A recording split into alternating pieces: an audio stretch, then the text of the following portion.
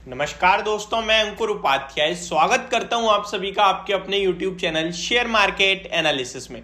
दोस्तों यहां पे मैं आप सभी के साथ दो स्टॉक्स के बारे में बात करने जा रहा हूं जो कहीं ना कहीं आपको बड़ी गिरावट दिखा सकते हैं मंडे के सेशन में। और इनका रीजन है, एक पर्टिकुलर रीजन ये है कि मैं आपको बता दूं, जब भी किसी कंपनी का आईपीओ आता है बाजार में तो उसमें कुछ पोर्शंस होते हैं, लाइक रिटेल कैटेगरी के लिए, क्यूआईबीज के लिए, एचएनआई कैटेगरी। तो ये सारे कुछ पोर्शन होते हैं जिनमें एंकर बुक लॉक इन होता है, यानी कि जो एंकर बुक में पैसा लगाते हैं उन्हें आईपीओ में पैसा लगाया, शेयर्स मिल गए, लेकिन उनका पैसा ब्लॉक कर दिया जाता है। यहाँ पे कैटेगरी होती है 1 महीने और 1 साल वाली।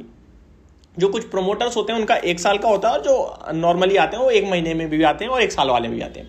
तो मैं यहाँ पे बात कर रहा हूँ 1 साल वाले लॉक इन पीरियड की, यानी कि फॉर एग्जांपल आप एक एचएनआई, आप बड़े इन्वेस्टर हो, एंकर बुक में आपने पैसा लगाया है और आपका 1 साल के लिए पैसा ब्लॉक हुआ।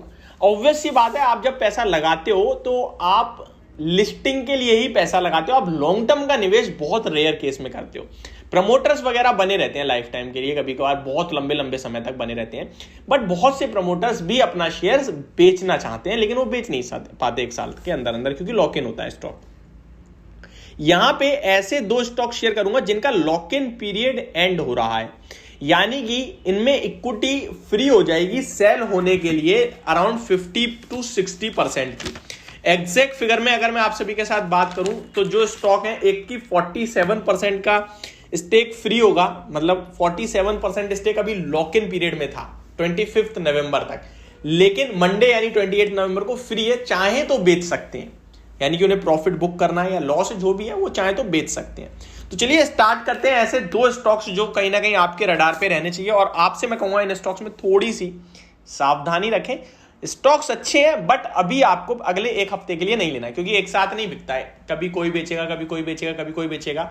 अगर कोई बेचेगा तो कोई खरीदेगा भी, ऑब्वियस सी बात है, लेकिन अभी मुझे लगता है इनमें थोड़ा अवॉइड रखना चाहिए। चलिए स्टार्ट करूं तो पहला स्टॉक यहां पे है गो फैशंस का।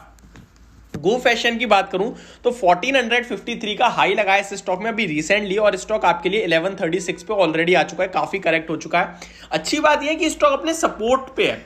स्टॉक में मैक्सिमम जहां से डाउनसाइड दिख रही है वो 1080 और 990 रुपए की मिल रही है। इस स्टॉक की बात करें तो गो फैशन में 47% इक्विटी ऐसी है जो फ्री टू सेल हो जाएगी, यानी प्रमोटर्स एंकर बुक में जो है वो कहीं ना कहीं चाहे तो बेच सकते हैं। और ऑब्वियसली बात है सारे तो बेचेंगे नहीं, बट 1%, 2%, 3% होते हैं बेचने वाले।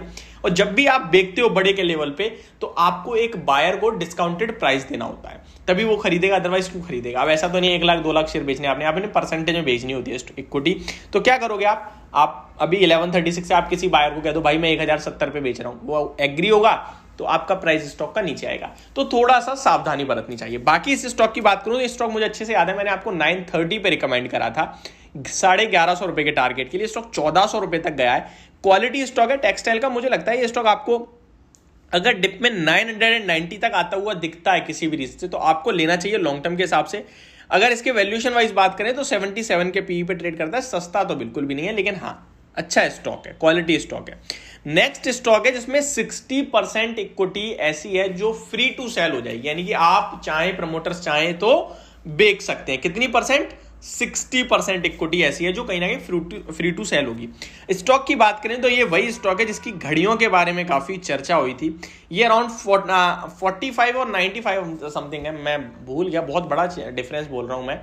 इनके पास कलेक्शन है बहुत सारे, कहीं ना कहीं ब्रांड्स का ये ग्रुप है जो अपनी साइट पे बेचते हैं। इनके मार्जिन से बहुत लिमिटेड है, यानी कि जिस रेशो से ग्रो कर रहे हैं उसी रेशो से ग्रो करते रहते हैं। इनमें ग्रोथ बढ़ नहीं रही है इस कंपनी में, और यही इसके लिए एक नेगेटिव पॉइंट था। लॉन्ग टर्म इन्वेस्टर्स के लिए बात कर रहा हूं। पहले मैं आपको स्टॉक का नाम बता दूं, एथॉस लिमिटेड, जो रोलेक्स की घड़ियां हैं और बाकी की बहुत सारी घड़ियां हैं वो इनकी साइट पे आके बेचती हैं। तो इन पे बड़े और प्रीमियम वॉचेस का कहीं ना कहीं सेगमेंट है जो बिकवाली होती है प्रीमियम सेगमेंट की घड़ियों की। मैं आपको बता दूं इंटरेस्टिंग है कि इस कंपनी की जो सबसे लोएस्ट घड़ी भी एवरेज प्राइस जो है घड़ियों का वो अराउंड 1.5 लाख रुपए का है। तो अब आप सोच सकते हैं कि क्या प्रीमियम घड़ी कहीं ना कहीं सेल करते हैं।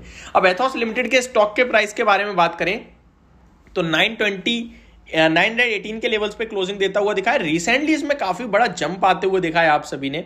स्टॉक में 1147 के हाइज लगे थे, वहां से करेक्शन हुई है, स्टॉक में 918 पे ऑलरेडी आ चुका है और मुझे लगता है थोड़ी बहुत करेक्शन और हो सकती है, बट चार्ट पैटर्न ऐसा इंडिकेट कर रहा है कि भाई जो गिरना था गिर गया, मैं दोबारा ऊपर जाने के लिए तैयार हूं। लेकिन इस बीच में अगर कुछ भी होता है सेलिंग वगैरह, तो स्टॉक अगर आपको दोबारा से नीचे गिरता हुआ दिखता है तो इसमें सपोर्ट लेवल मैं आपको बताऊंगा 890 का। जब तक 890 860 के नीचे नहीं जाता है तब तक ये स्टॉक कहीं ना कहीं ऊपर रिवर्सल के संकेत दे रहा है। इनकेस ये दोबारा 870 के नीचे फिसलता है तो स्टॉक में बड़ी बिकवाली आएगी, जहां पे स्टॉक सीधे 800 और 780 के बीच में आ सकता है। तो ये दो स्टॉक है जिनमें आपको नजर बना के रखनी है, और गिरावट होती है तो मैं आपको बता दूं ये टेम्पररी सेलिंग होने के कारण गिरेंगे स्टॉक, लॉन्ग टर्म के हिसाब से दोबारा से आपको ऊपर आते हुए दिखेंगे। तो यदि मेरी वीडियो होप आपको समझ और पसंद दोनों आई होगी। Thank you so much for watching this video. Have a great day guys.